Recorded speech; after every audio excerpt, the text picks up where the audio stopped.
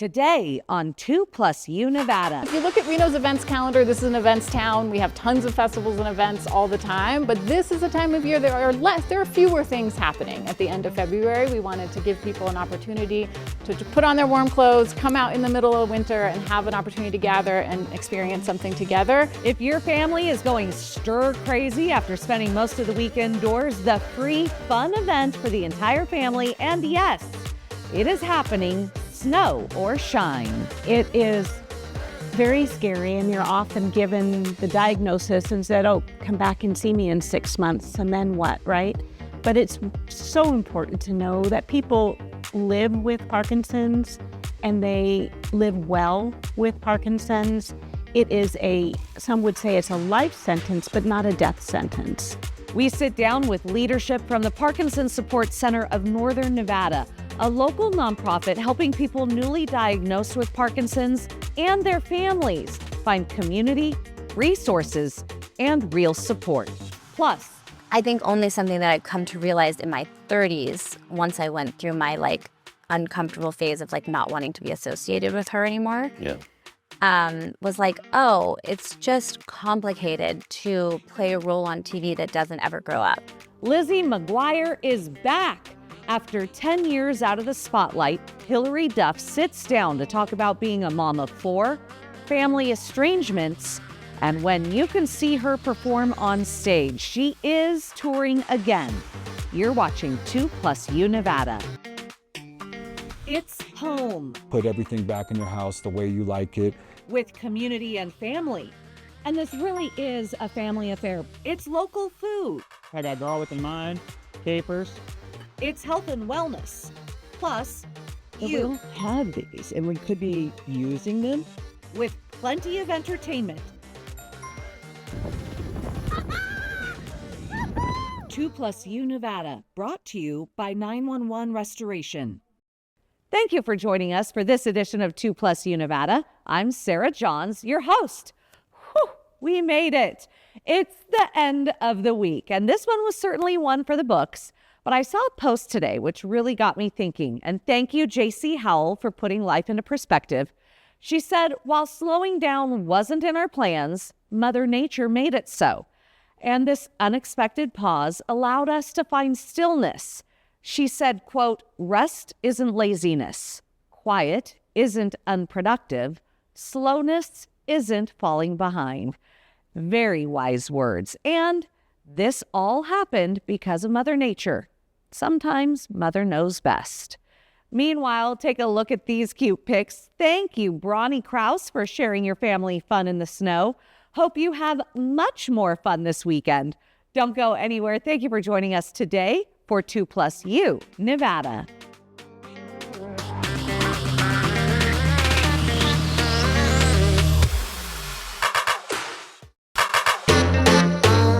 You are watching 2+U Nevada. Joining us this afternoon, Megan Miller, the director of Western Lights. And Megan, I am so excited to hear this is an installation that's taking part over 17 acres of the city, and this is a nonprofit event for families to get out and really enjoy our community.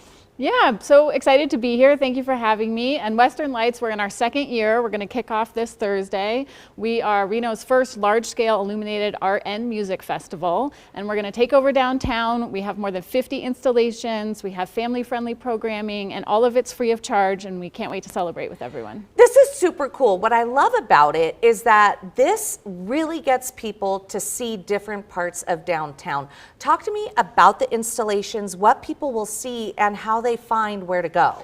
Sure. The main part of the festival is all along South Virginia Street, just north of the Truckee River. And we really want people to come down there and have kind of a new experience and reimagine what's possible for downtown Reno. So there'll be lots of different art experiences that you can interact with. There'll be large-scale art, there'll be smaller pieces, there'll be workshops for children, there'll be just lots of activities and fun stuff happening. Yeah, and let's go into those workshops. I find this super cool. So new for 2026, there are STEAM workshops for youths and adults, all free, all ages, hands-on workshop at the Nevada Museum of Art, and that's this Friday from 4 to 8. So that's an amazing partnership with the museum too. Yeah, we're really excited to be working with the museum for the first time this year and be able to offer some programming. So kids and families are welcome to drop by anytime Friday afternoon, and they'll learn and they will make their own glow-in-the-dark bracelets and hats and things that they can wear out to the festival afterwards. That's so cool.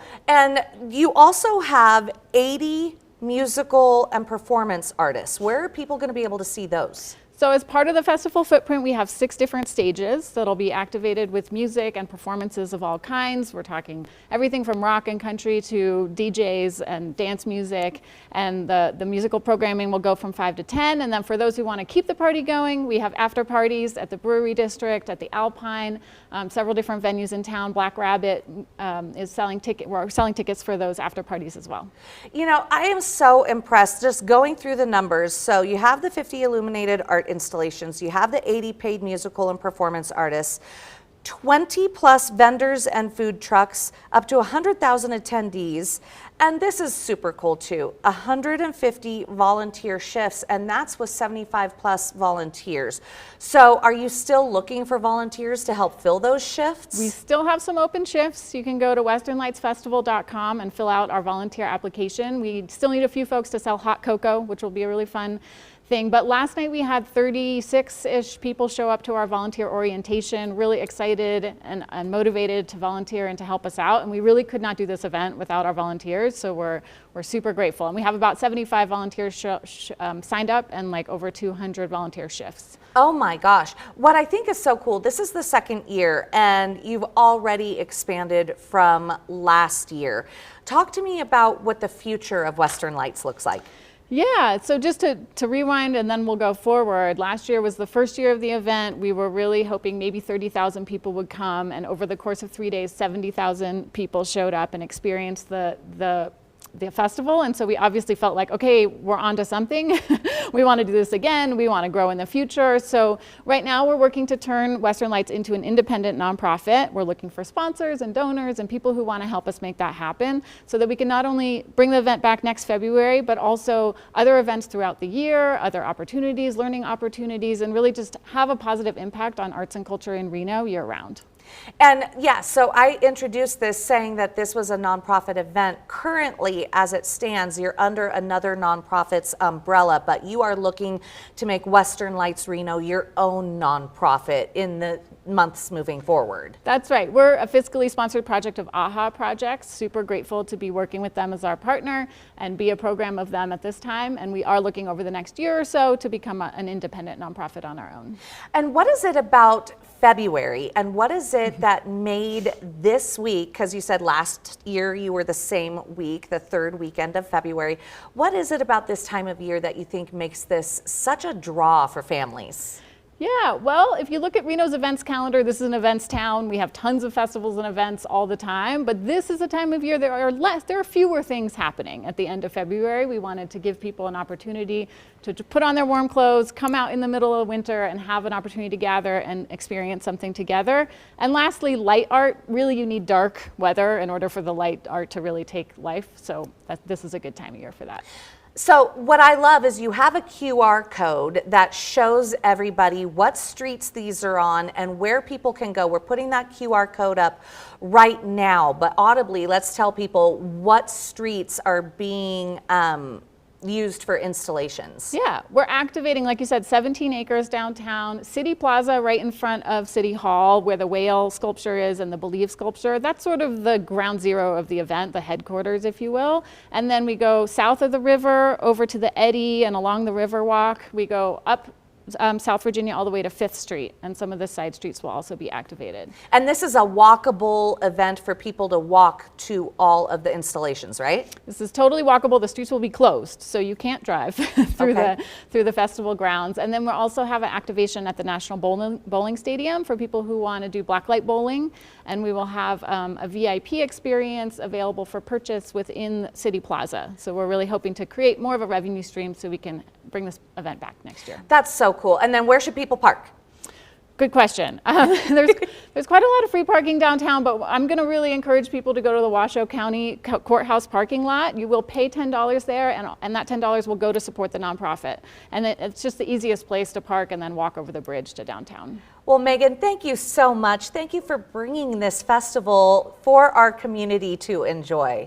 I'm just thrilled to be a part of it. Honestly, seeing everyone feel so inspired and connected last year, people from all different ages and backgrounds coming together to experience something in downtown Reno. It's a pleasure to be a part of it. We'll have a wonderful event. You are watching 2+U Nevada.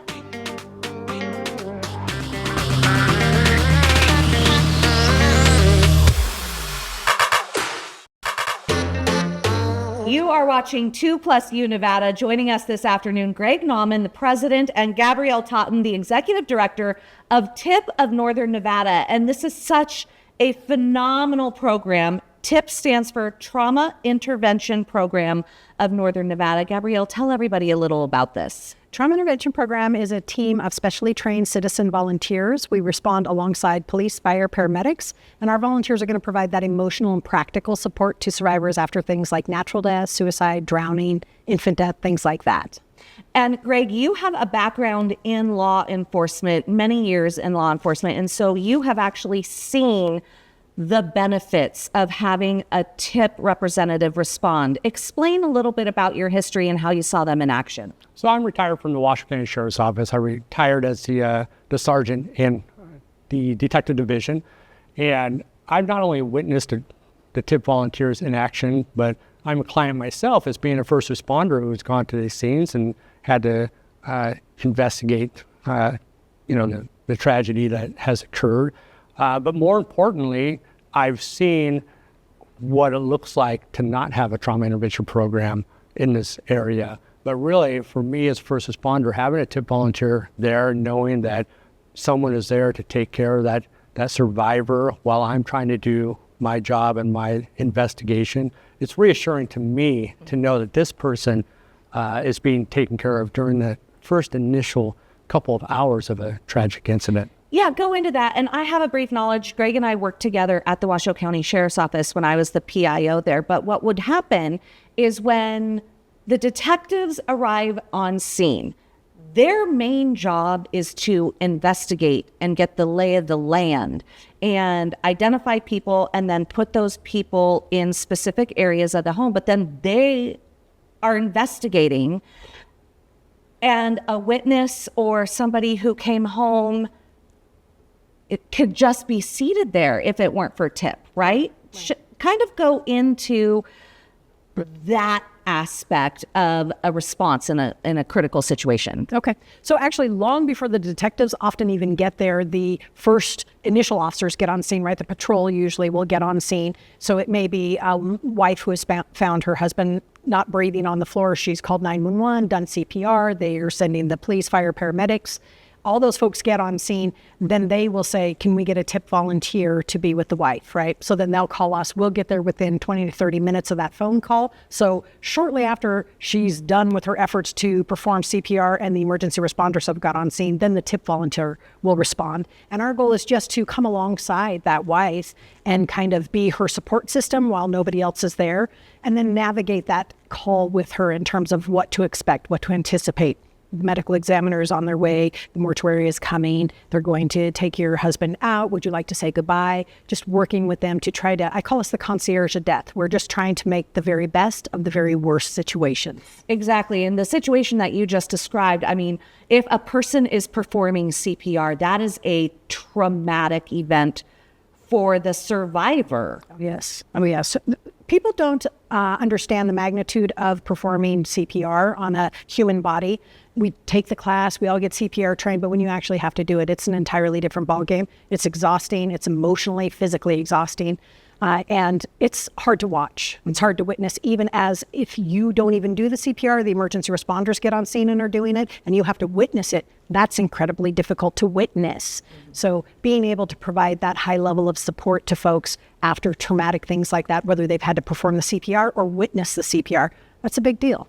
And Greg, you said through the span of your career, you saw situations like this before TIP Yes. and now with TIP. And just describe the difference to folks at folks at home. The difference is without a TIP volunteer, here's how it would go down, okay? So you'd have just a plethora of first responders showing up, asking questions, asking the same questions over and over again for different reasons, for different investigations, whether it's a paramedic or police officer or detective, we're asking the same questions often.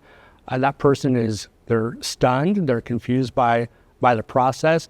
And from my point of view, I've seen, well, this is what happens without a TIP volunteer, is that when the investigation is over and it's 2:00 in the morning and all the first responders have another call to go to, it really is, I'm sorry for your loss, bye. And we leave that person, and that person is left there by themselves. They're confused, they don't know what to do next, they don't know what just happened. And as a first responder, you carry that baggage because you feel like, I just abandoned this person. They just lost their loved one, they're by themselves, and maybe they've got support coming, but maybe that family that's going to support them is driving from Stockton, right? Or maybe they're coming in from out of town and the death happened at a downtown casino, right? There's no one there, they're all by themselves. And as a first responder, we carry that going, man, I just abandoned that person. And now having a TIP volunteer, knowing that when I leave to go to the next scene or to continue that investigation so I can do the best work for them, I've left them in the hands of a volunteer who can stay with them, not feel abandoned, and that's reassuring as a first responder. So it's a big impact on the folks that we deal with day in, day out. So in 30 seconds or less, if you need more TIP volunteers, if you would like to donate to TIP to help your efforts, where do people go? Our website, www.tipnnv.org. You can click on donate if you want to donate. You can click on volunteer. If you want to volunteer, get on the list of registrants, and we will get you all the information you need. Thank you so much for joining us this afternoon. Thank you, Sarah. You're watching 2+U Nevada.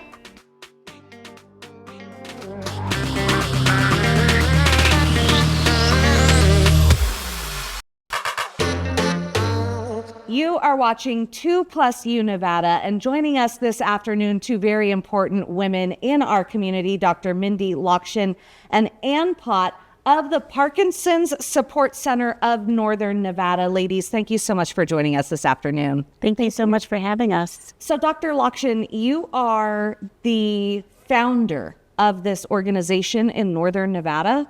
Yes, we founded this just over 4 years ago with a board of very dedicated, passionate volunteers. Explain why our community had a need for this center. Parkinson's disease is the fastest growing neurodegenerative disease in the world. And we estimate there's at least 5,000 people living with Parkinson's disease, plus their family members, coworkers, others in Northern Nevada. And when we founded the organization, there was nothing. There were no support services for people living with the disease, no educational programs, nothing. And when you hear that diagnosis, Parkinson's, it really must hurt the heart, not only of the patient, but of the family members, just with the fear of what's to come. Absolutely. It is very scary, and you're often given the diagnosis and said, oh, come back and see me in 6 months, and then what, right? But it's so important to know that people live with Parkinson's and they live well with Parkinson's. It is some would say it's a life sentence, but not a death sentence. It is something that you learn to adjust and adapt your life around. And Anne, talk to me about the types of services that your center has.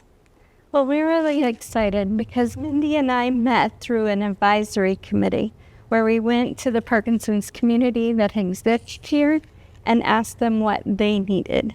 And so from their voices, we developed programs to support them. So one of the things that came from that advisory board was the need for mentorship. As Mindy discussed, oftentimes when you are first diagnosed, you feel alone, ill-equipped. So we have a mentor program that is both for people living with Parkinson's and their care partners. So we have Both. And walk us through what that looks like, because like Dr. Lakshan said, you get diagnosed and then come back for your next appointment. So that person and family can then reach out to your organization and immediately be put with someone who can say, okay, next steps. This is, walking you through the process of not only medical, but life. That's right. And so we also have support groups. We have support groups that are combined for people with Parkinson's and those living with Parkinson's, as well as people living with Parkinson's and specifically care partners. And one of the things that we're excited about is a care partner group for men. Oh, that's fantastic. Yes. And we were talking before we sat down and started recording. We were talking off camera.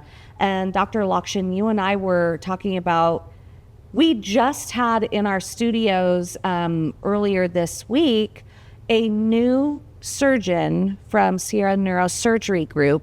And you were saying prior to her being in our region, the medical care wasn't necessarily super hyper local for Parkinson's patients.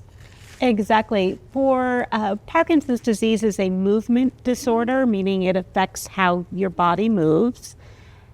And for that, the specialist is a neurologist who's had additional fellowship training in movement disorders. So we're talking someone who's done internal medicine, neurology, and a movement disorder fellowship, many years of training.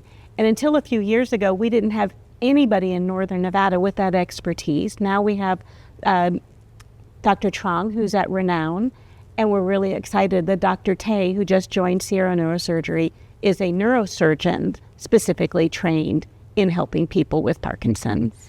So we're starting to see the light in specialty care for people diagnosed with Parkinson's in our area. It is huge. It's a huge, big step for our community. I'm so glad to hear that. Well, both of you, thank you so much. If people have a new diagnosis, if their family member has a new diagnosis, where can they turn to for your help? Parkinson's Support Center of Northern Nevada. So it is www.pscnn.org, or you can call our phone number 775-525-0205, or you can reach out to admin@pscnn.org. Thank you so much for joining us this afternoon. You're watching 2+U Nevada.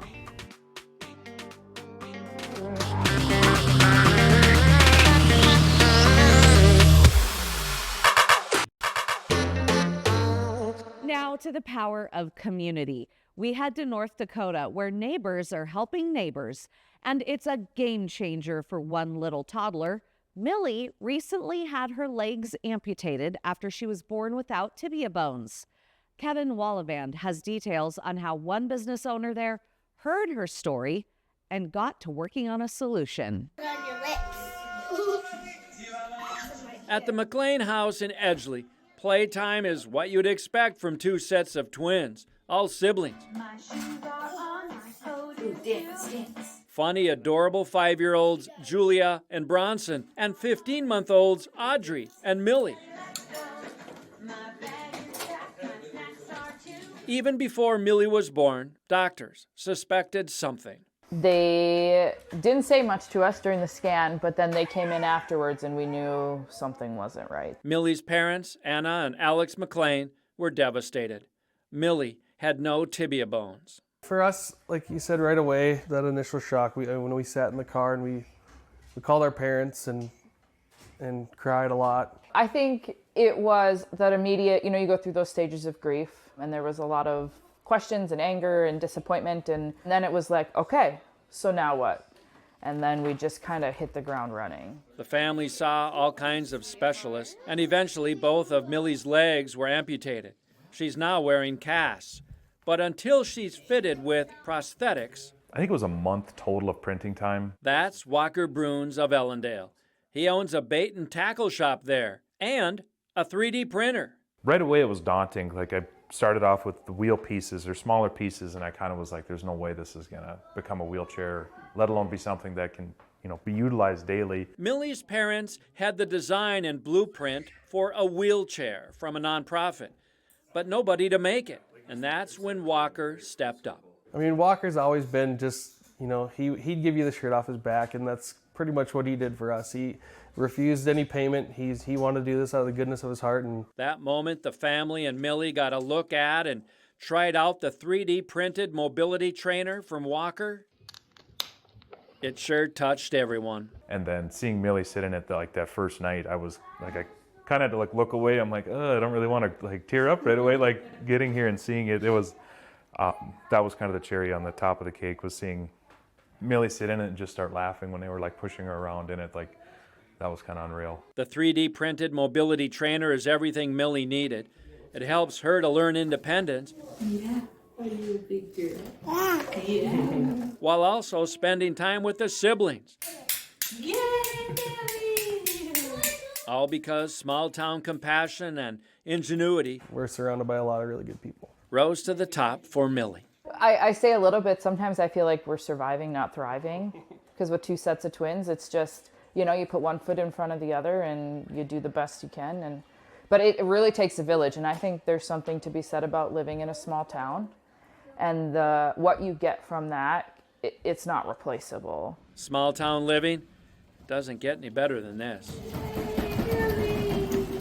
Everybody in the community is here to support Millie, and I mean, they treat her like she's theirs, and I mean, everyone wants to hold her and babysit, to do all the things. It's great.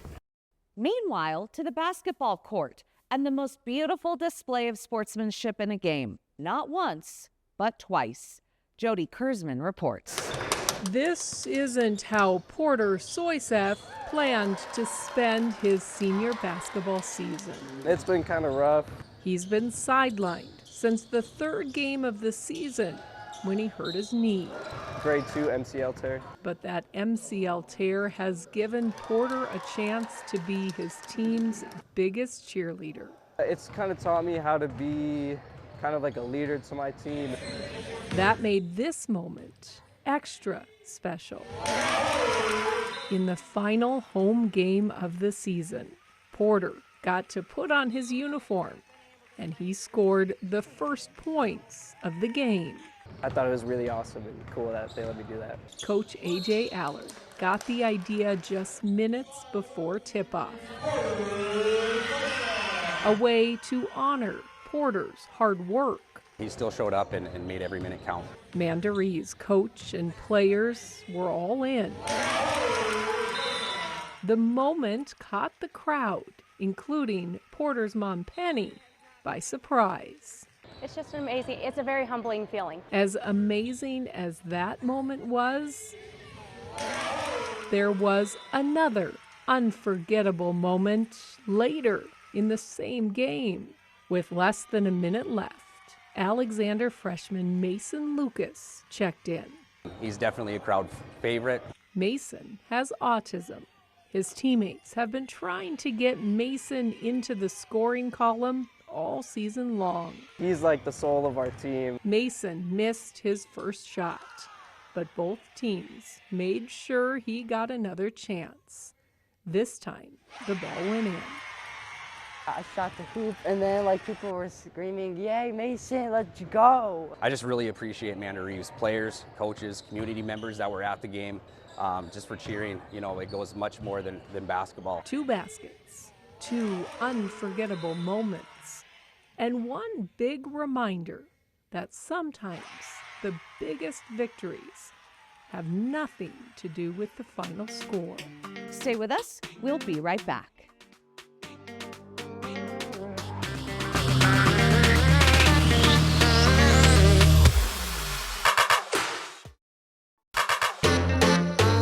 Now to a heartbreaking story that brought the community of Las Vegas together and is ending up with a positive ending. Las Vegas Metro Police just released video this week of a woman choosing to abandon her dog at the airport. That dog, now named JetBlue, is finding that love awaits. Talia Kirkland reports. We're going to walk you back to where your dog's at, and then when you get issue a citation. A woman is charged with animal abandonment and resisting arrest after she left her dog inside the airport. The entire ordeal was caught on a security camera. According to police, on February 2nd, around 11:30 p.m., the passenger in this video attempted to board a JetBlue flight. The issue, she failed to complete the required paperwork to fly with an animal as a service dog. Airline staff denied her boarding pass, but rather than take the dog with her, she left the animal at the ticket counter and proceeded to her gate. It was like 11:45 at night. But Danielle Roth, the founder of Retriever Rescue of Las Vegas, responded immediately when she got the call from Metro Police. We made him a promise that he will never be abandoned again. JetBlue is the name Danielle gave the 2-year-old golden doodle who spent 10 days with animal control after his owner refused to claim him. Now with the rescue, JetBlue has been neutered, vaccinated, and is ready for his forever home. He's a perfect 2-year-old. We have a lot of people that have applied for him. Clearly his story is very touching. Danielle says she is happy JetBlue's story has gained so much attention and is encouraging people to explore other rescues. Right now, they have 40 dogs. There's so many others that are equally as good. Meanwhile, if your kids are still looking for ideas on how to enjoy this snow, you may want to have them leave the room, because this next story is taking skiing to new heights. John Lauritsen shows us the Minnesota tradition that's reaching a major milestone. You can see all of Bloomington. There's Minneapolis and St. Paul over there. You can see U.S. Bank Stadium. One of the best views in Minnesota is at the top of a Bloomington hill, but 15-year-old Jacob Larson isn't here for the scenery. He's here for the jump. It's definitely a big adrenaline rush, and I think it's super fun. During the pandemic, Jacob couldn't play basketball, so he joined the Minneapolis Ski Club. You were bored, so you're like, you know what, I'm just going to go ski jump today. Yeah. We started on the small hills. There's some down there, but gradually worked my way up to the bigger hills, yeah. Over the past century, Jacob's story has become a familiar one in this part of town. We've been ski jumping on this parcel of land since before Bloomington was even incorporated. The first jumps were smaller, relatively speaking, but as the club grew, so did the platform. In 2000, this one was built. It's 30 stories from the very bottom of the hill to the very top of the jump. That feeling when you finally hit the ground, is that a relief or a disappointment? Well, it's a little bit of a disappointment typically. Spectacular. I mean, look at it. I mean, you get to fly. There's nothing like it. Chris Brose is the club's president and a former U.S. ski team coach. A lot of work goes into just maintaining the jump. They blow their own snow, pack it in, and put in grooves for the skiers to follow. We put thousands of gallons of water on it to just make it an absolute ice rink. It's almost like a bobsled, luge run. Their skis are carbon fiber, and their suits are designed to hold air. After all, hang time and distance are what matter most. When they get going, ski jumpers can reach speeds of up to 50 miles an hour, and they can be in the air, or in flight, so to speak, for up to 6 seconds. This hill, we've had jumps just as far as 300 feet on this hill. Literally soaring the length of a football field. The club has produced a number of Olympians over the decades, and Jacob is hoping to be the next one. Being an adrenaline junkie and having a need for speed will only help him reach his goal. It's a crazy feeling. You can't really get it anywhere else. It's kind of just you and the air around you. You feel the pressure on your skis and on your body, and you're just kind of floating. Now to a staple medical drama that has defined generations. From Gen Xers to millennials, I'm talking Grey's Anatomy. And sad news overnight that Eric Dane, a.k.a. McSteamy, passed away. Here's a look back at his remarkable life. So, do you ever go out with coworkers? Eric Dane soared to stardom in his role as the charming plastic surgeon Mark Sloan, a.k.a. McSteamy, on Grey's Anatomy. Oh. This is awkward. He originally signed on for one episode, but fans quickly fell in love with the seductive surgeon, and Dane became a series regular for 6 seasons. Dane moved to LA in 1993. Want to do yourself a favor and go out with me tonight? After making his on-screen debut in Saved by the Bell. I always pictured a newspaper bullpen as being a little more, bustling. He later landed a recurring role on the show Charmed with Alyssa Milano. I'm not allowed to form an emotional connection. And I'm an emotional guy. More recently, Dane starred as Cal Jacobs in the HBO show Euphoria. Last April, the actor revealed his ALS diagnosis, also known as Lou Gehrig's disease, a degenerative neurological disorder. I'm Eric, an actor, a father, and now a person living with ALS. Dane became a fierce ambassador and advocate for ALS research and awareness. I will never forget those 3 letters. The actor sat down with Diane Sawyer last June in his first TV interview since being diagnosed. It's on me the second I wake up. It's not a dream. It's not a dream. Dane spoke about the support from his family, including his wife, Rebecca Gayhart. They share 2 daughters, ages 15 and 13. Who's the person you call when it hits your heart? I call Rebecca. I talk to her every day.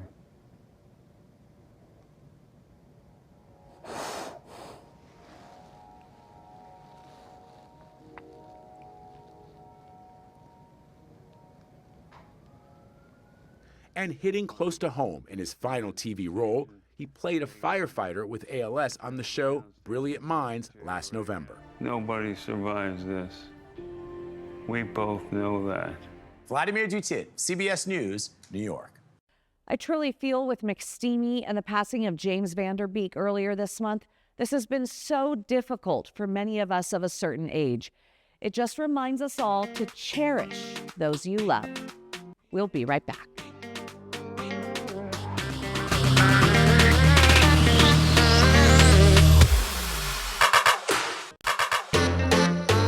For many of us, Lizzie McGuire is a chapter in our youth.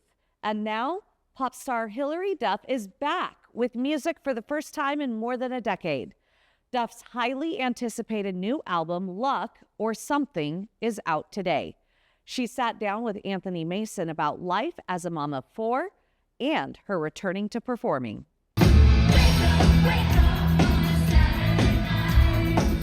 Last month, Hilary Duff kicked off her first headlining tour in 18 years. Did you do anything mentally to prepare yourself to go back on stage for the first time? Yeah, I looked at myself in the mirror and I was like, you're a bad, you got this. Look at me. Did it work? Yeah. Yeah, I think so. I felt really present. I felt like, maybe when I did this when I was younger, I really didn't understand. Yeah. And now I understand. Duff was 15 when her multi-platinum album, Metamorphosis, went to #1. Let the rain fall down and wake my dreams. In 2001, the TV series Lizzie McGuire made Duff the Disney Channel's original It Girl. The popular kids win everything. It's been that way since kindergarten. And the rest of us are just doomed. A millennial icon, she became the model for Miley, Demi, Selena, and Sabrina. How much of your feelings about Lizzie evolved or changed over the years from when you actually played the part? Oh my God.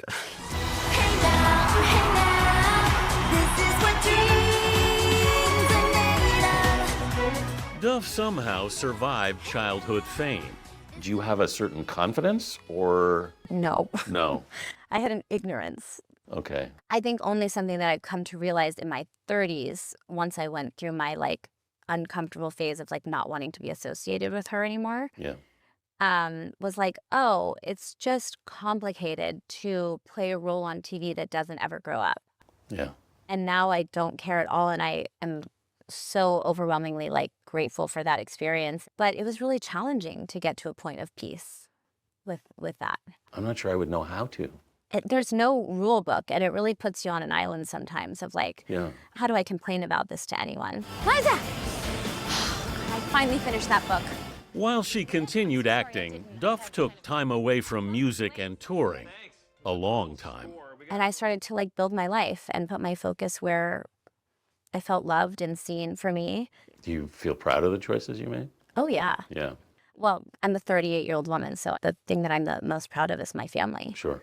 I'm so proud of that. Last month, her kids surprised her on tour in Toronto, along with her husband, musician and producer Matthew Coma. We got this place to basically build a spot for you to rehearse for the tour. I remember what I wore on our first date. They met during the making of her last album in 2015. And then we had a baby, and then no turning back. Yeah, that kind of does We kept having babies. Yeah, more babies. But life is lifing and pressure is pressure in me. Duff's new album, Luck or Something, is also their baby. The highlights 10 out of 10. The butterflies from holding your hand. The bubbles started to come to the top, and I wanted it all of a sudden, and I wanted it really bad. And if I could play any role, I just wanted it to be to serve making sure it felt like an environment that felt safe for her and felt like this could just be fun. And also very healing. In what way? There's a lot of themes of abandonment on the record. Mm-hmm. And to make songs about that with him and just have him further understand kind of my scars was really nice. Did you understand them when you started writing about them? I'm still trying to understand them. You are? Yeah. She's me, I'm her in a different font. Just a few. In her new song, Mature, Duff sings about a relationship with an older man She's so impressed by a Basquiat. who fans are convinced is Leonardo DiCaprio. Might they be right? I have had so much fun watching the internet stir about this. Mm-hmm. There is no way I can say yes or no. It's too much fun. In The Optimist, Duff sings about her dad, I wish I could sleep on planes and then my father would really love me. I think it's really challenging for one person to have major success in a family. Yeah. In The Optimist, that's what it feels like for me. Mm-hmm. And I'm sure it has to feel like that for him. Mm-hmm. Although I'm the kid. Yeah. And it's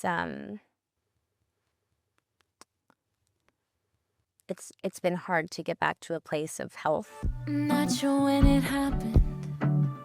Not even sure what it was about.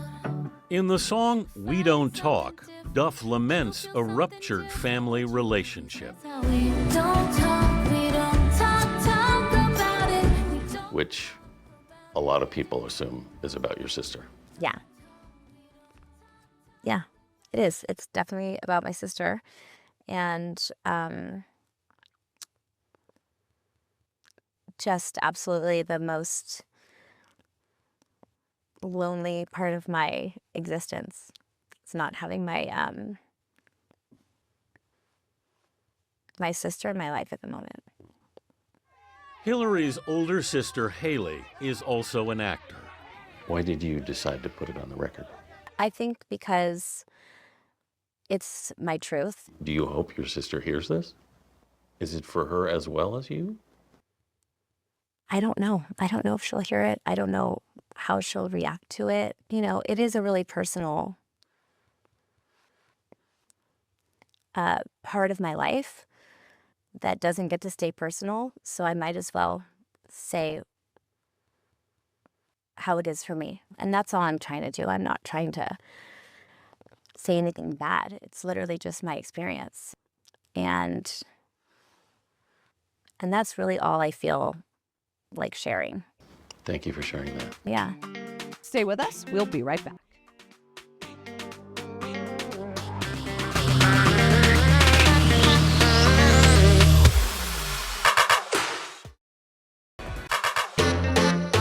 Are you a business or nonprofit and want to be featured on 2+U Nevada? Have a Mom to Mom Monday, a Tried It Tuesday, or even a cute pic you just want to show us? The whole point of 2+U Nevada is the plus you. You can send us your content by visiting our website. Head to 2news.com and click on 2+U Nevada. Or you can email us at 2plusUnevada@ktvn.com. That's it for this edition of 2+U Nevada. Thank you for inviting us into your home this afternoon. We look forward to joining you every weekday at 3 for 2+U Nevada. 2 News Nevada at 4 starts now.